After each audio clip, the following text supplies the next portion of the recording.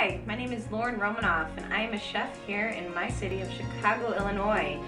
I started my culinary voyage when I was really young. I love food, I've always loved to cook, but I took it to the next level when I went to culinary school and became a chef.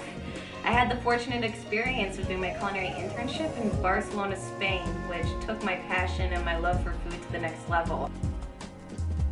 From that point forward, my life was bliss. I had the best experience. These people took me in.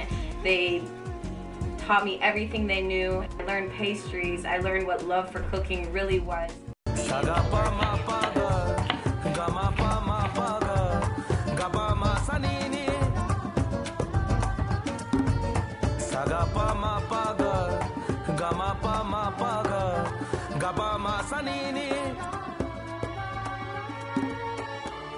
So we're here in my kitchen, which is my favorite place to cook because I can do whatever I want, however I want, and I cook my food, my favorite food here. So tonight we're going to be preparing a little surprise birthday dinner for my brother. I'm going to kind of walk you through it and show you what I like to eat, show you what I like to cook, and hope you learn something out of it as well.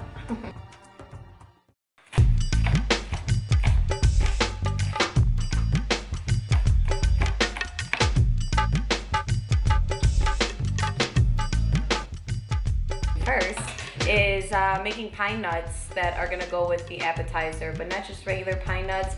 These pine nuts we're going to take to a new level by first taking this egg white that I have here. I'm going to whisk it up, and after that I'm going to go ahead and add the pine nuts, and then I'm going to go ahead and add in some spices, maybe some ginger, paprika, a little bit of sugar, and we're going to pop them in the oven so they get nice and caramely and sweet, and then I'll show you what I'm going to do with it later, and I guarantee you it's going to be good.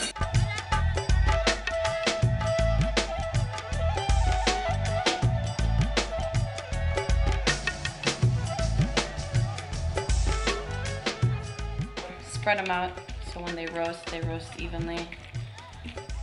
Voila, the beginning to the meal. Now just pop them in the oven. We're gonna pop them in at 300 degrees. 15 to 20 minutes, you're gonna have some seriously yummy pine nuts.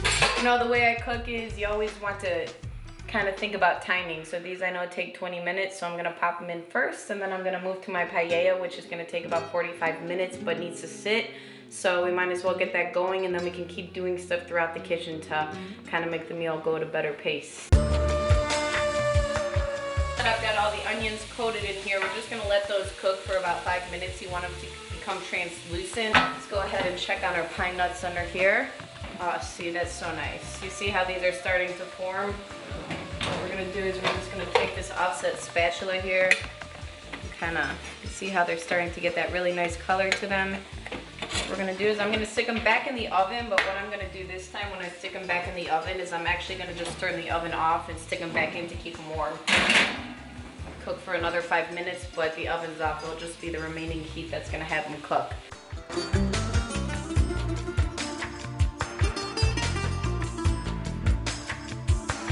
So what I'm doing now is I am going to be creating the sofrito, which is the base to your paella. I mean, it's pretty much garlic, onions, and canned or fresh tomatoes. What you're gonna do is you're gonna take all those ingredients and saute them over the heat at a low to medium heat and kind of slow cook it for about 10 minutes to bring out the flavor of the tomato, the acidity, kind of balance out the sugars, and after that we're gonna start making the whole paella.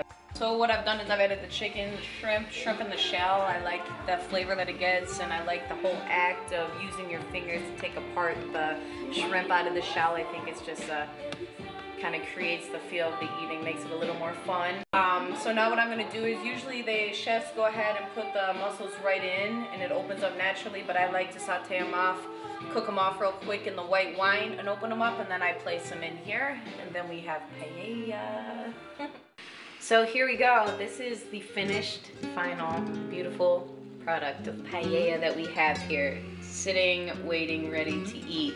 What I've done is I've added peas, I've added chicken, I've added shrimp, I've added mussels, a little bit of salt, a little bit of chorizo, and now what we're gonna do is I'm gonna take it over to my brother. We're gonna sit down and we're just gonna eat straight out of the pan, because that's how you do it traditionally in a family style meal. So you get that nice caramelization from the bottom of the pan, And that's that. Now we're gonna go eat it. My favorite part of the meal. My favorite part of cooking is eating it. So let's do it. I'm so excited. It looks delicious. That's so good. How is it? That's amazing.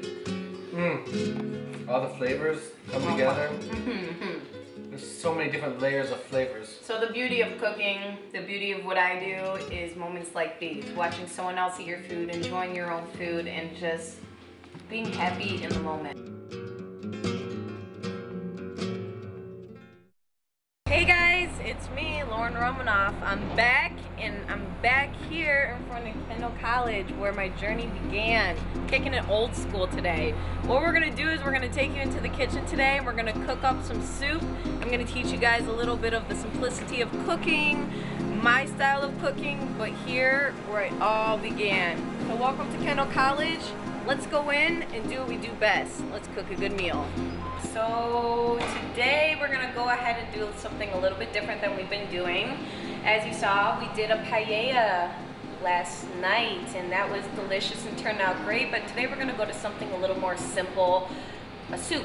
Soup is something that I feel you can enjoy all year round. You know, you have your cold soups for the summer, you have your hot soups for winter, spring, summer, fall, and there's something very comforting about eating soup that I love, and I want to share that love with you. So let's get started. Okay, so what we're going to do is we're going to start off here with our basic mirepoix. What a mirepoix is onions, carrots, and celery. That's the basic ingredients that I'm going to use to start actually most of my soups, but specifically the soup I'm doing today, which is a tomato vegetable soup. That happens to be my favorite soup. It's a soup that I feel I can eat with every meal, every day of the week. I absolutely love it, and it's super simple to make, so I think you'll love it too. So let's go ahead and start the chopping. You can have a yellow onion, you can have a white onion, whichever you prefer. I personally love yellow onions. I love the flavor. I happen to use them in all of my cooking. So what we have here is our final product of the tomato vegetable soup. What I've done is, obviously I've added my mirepoix, which of course you remember is our carrots, onions, and celery. And then I went ahead and I added some tomatoes. I use canned tomatoes because fresh tomatoes are not in season right now. You can use diced tomatoes or you can use whole peeled tomatoes, whichever you like, it doesn't matter. Then of course I added some parsley, some cabbage, bay leaf for some seasoning. I added chicken stock. You can use bouillon cubes or chicken stock. Once again, it's to each his own in this recipe. And then of course I added my seasoning, spices, cumin, paprika, a little bit of Joe stuff, which is my special secret spice from Louisiana. And of course, salt and pepper, do not forget that. That is something that you always add into every soup. So now I'm gonna go ahead and do my favorite part of the meal, which of course, as you guys know, is tasting the food. So let's go ahead and try it. Oh my gosh. Seriously, you guys, simply delicious is what that soup is. When you go ahead and make it, you're gonna see what I'm talking about. I wish I could kind of feed it to you through the camera, but I can't. So go ahead, get on it, make this pot of soup, and you're gonna taste exactly what I'm tasting. Now what we're gonna do is I found out that one of my very dear friends, Chef John Bubala, is in the building. So we're gonna go ahead and talk to him about the slow food movement, about organics, local farmers, something that I have been talking about through all of my segments. I opened a Time restaurant back in '98, and the local farmers market scene really hadn't exploded yet. I hosted one of the first so-called Farmers Day at my restaurant back in '98, and that was really kind of the start of the Main City Market, now 12 years ago. And it's really grown into this gigantic festival every Wednesday and Saturday over in Lincoln Park. And it brings farmers from all over the country. And it gives the people of the city an opportunity to really experience farm to table. One of the requirements about Green City is organic, and the farmer that's growing it has to be there. And that's one of the few places in the city that actually requires that. And it gives the citizens of Chicago an opportunity to talk with someone who actually grew their food. And you don't find that. And that's really been a great thing about it. One of the things about local product is flavor and taste. So why doesn't everybody do it?